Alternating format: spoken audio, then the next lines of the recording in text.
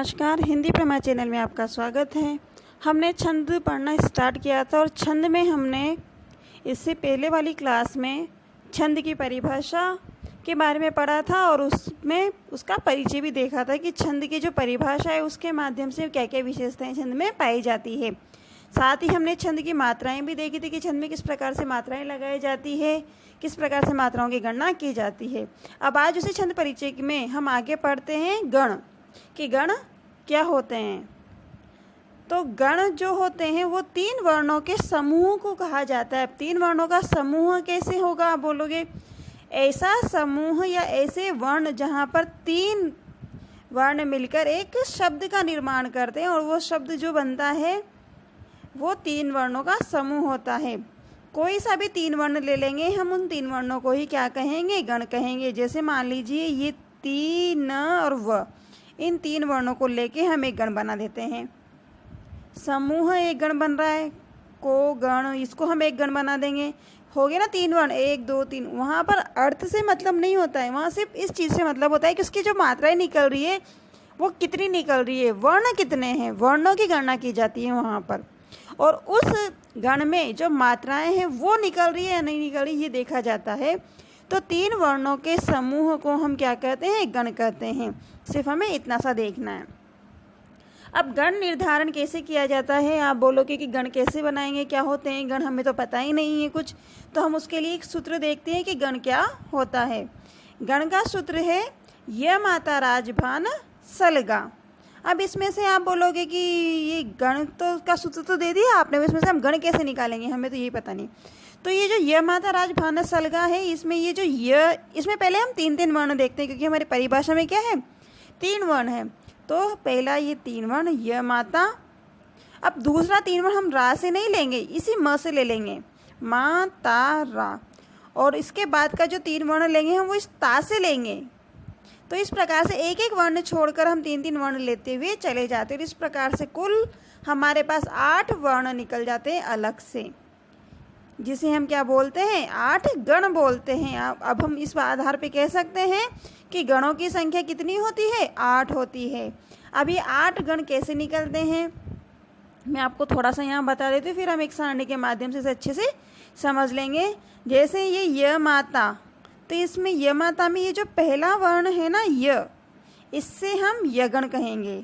आएगा तो तीनों ही वर्ण पर हम इसे यगण कर देंगे। दूसरा हमने निकाला था मातारा, तो मातारा में म था तो इस म से हम मगण बना देंगे।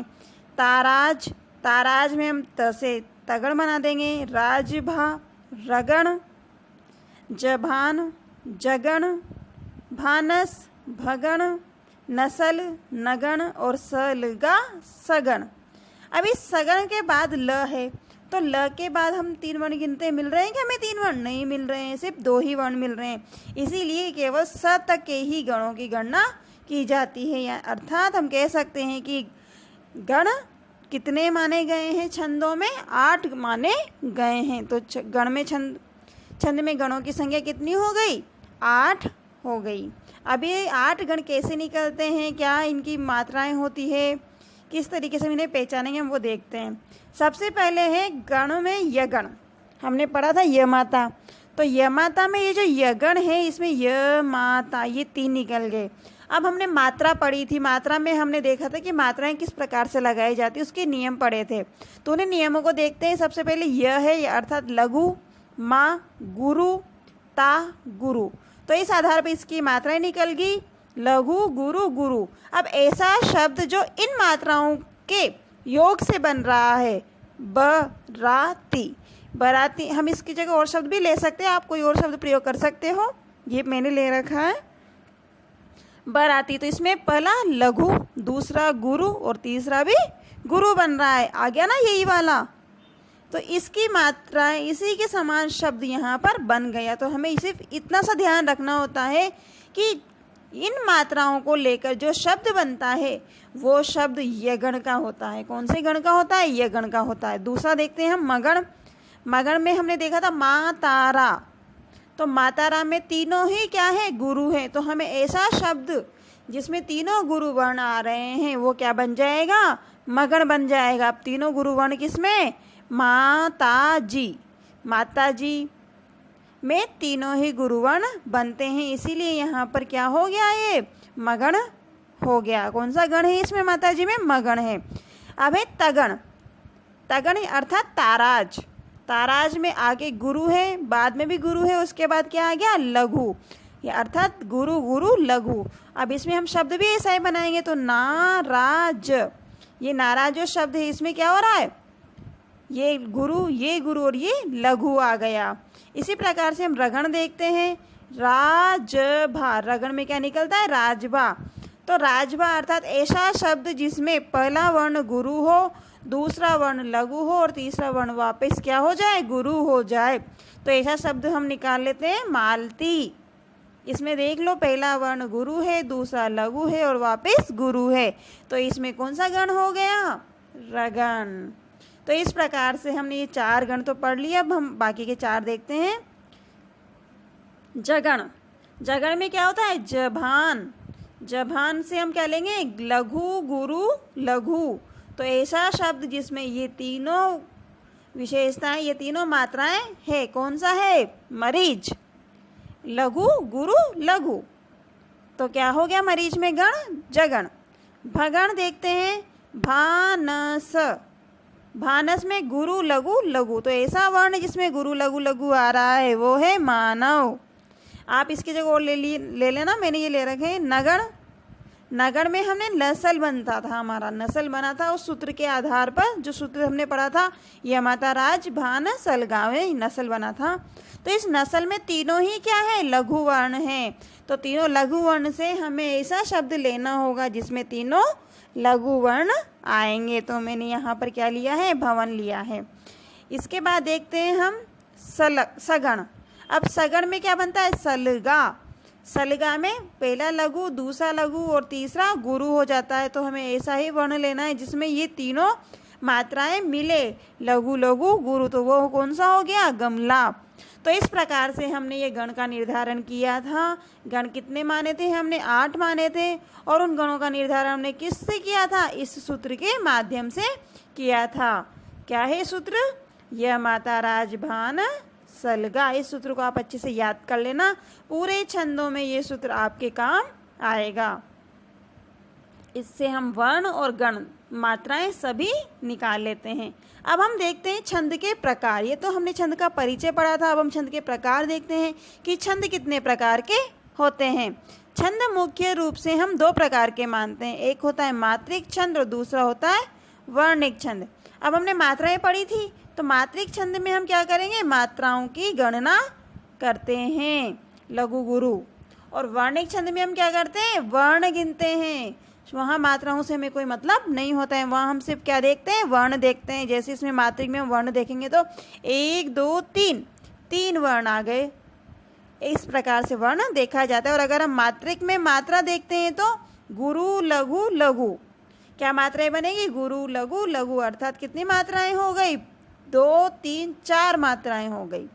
तो वर्ण 3 मात्रा 4। तो इस प्रकार से हम वर्ण और मात्राएं देखते हैं। जहाँ मात्राओं की गणना करते हैं उसे हम मात्रिक छंद बोलते हैं, और जहाँ हम वर्णों की गणना करते हैं उसे हम वर्णिक छंद बोलते हैं। अब ये जो वर्णिक और मात्रिक छंद है, इसे हम इनकी परिभाषाएं देख लेते हैं। जहाँ छंद भेद निर्धारण के लिए, अर्थात ये पता करने के लिए ये छंद कौन सा है, मात्राओं की गणना की जाती है, उसे क्या कह देते हैं, मात्रिक छंद कह देते हैं। और जहाँ पर छंद भेद निर्धारण के लिए किसकी गणना की जाए, वर्णों की गणना की जाए, उसे हम क्या बोल देंगे, वर्णिक छंद बोल देंगे। तो जहाँ मात्राओं की गणना की जाएगी वो जहाँ मात्राओं की गणना की जाएगी वो मात्रिक, और जहाँ वर्णों की गणना की जाएगी वो वर्णिक छंद कहलाते हैं। अब इन छंद, ये जो छंद हैं मात्रिक और वर्णिक, इन छंदों को भी 3 उपभेदों में बांटा गया है। इन दोनों के 3 उपभेद हैं, और वो उपभेद होते हैं छंद में चरण के आधार पर, सम, अर्धसम और विषम।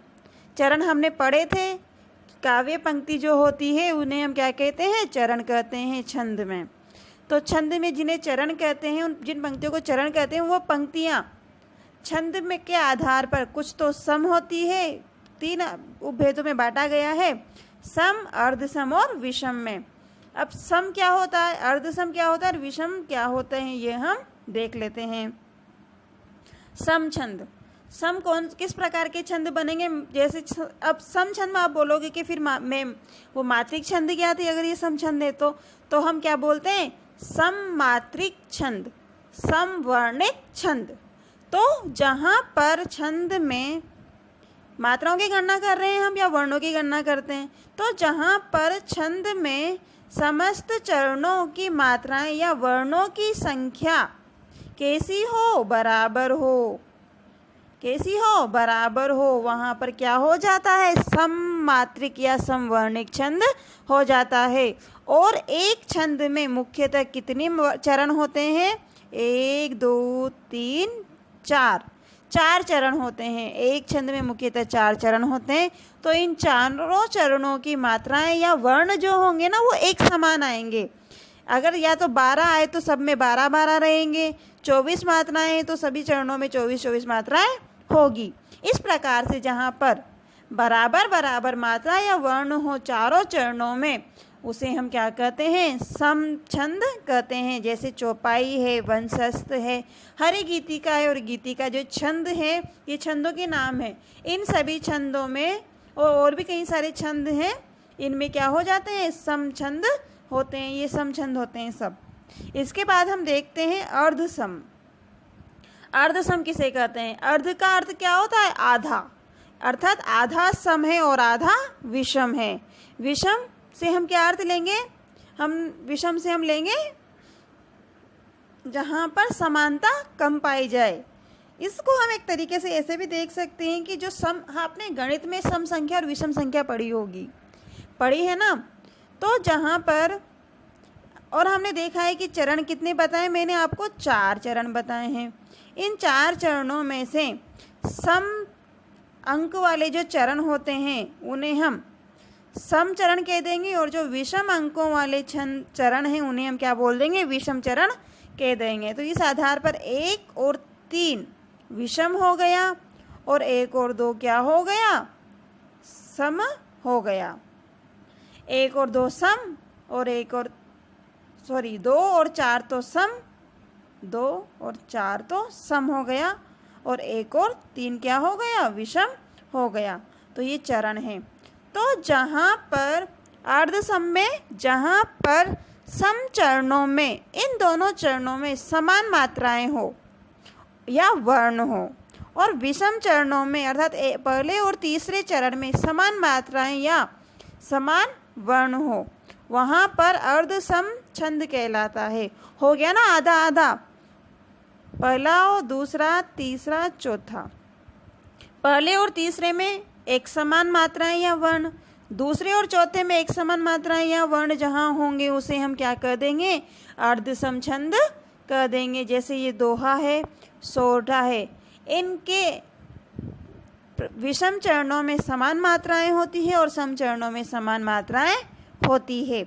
आया समझ में कि अर्धसम किसे कहते हैं, जहाँ पर सम चरणों में समान मात्राएं हो या वर्ण हो और विषम चरणों में समान मात्राएं हो या वर्ण हो, वहाँ पर हम क्या बोल देते हैं, अर्धसम छंद बोल देते हैं।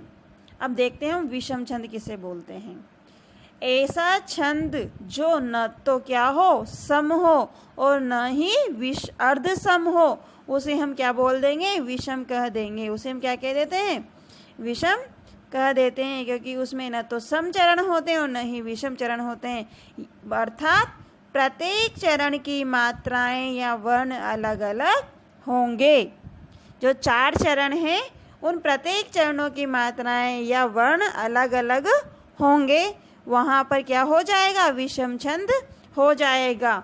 या फिर एक चीज़ और होती है इसमें, या फिर चरणों की संख्या 4 से अधिक होगी, 6 भी हो सकती है, 8 भी हो सकती है, परंतु 4 से अधिक होगी तो या तो चारों चरणों में मात्राएं या वर्णों की संख्या अलग अलग हो, या चरणों की संख्या 6, 8 अर्थात 4 से अधिक हो, तो वहाँ पर हम विषम छंद मानते हैं। इसके उदाहरण हैं छप्पय, कुंडलियाँ, ये जो छंद होते हैं, और भी कई छंद हैं, ये छंद क्या कहलाते हैं? विषम छंद कहलाते हैं। तो आज हमने गण पढ़ा कि गण क्या होते हैं, किस प्रकार से गण निकाले जाते हैं, उन्हें की गणना किस प्रकार से की जाती है, और साथ ही हमने छंद के प्रकार भी पढ़े कि छंद कितने प्रकार के होते हैं और उनके कितने कितने उपभेद होते हैं।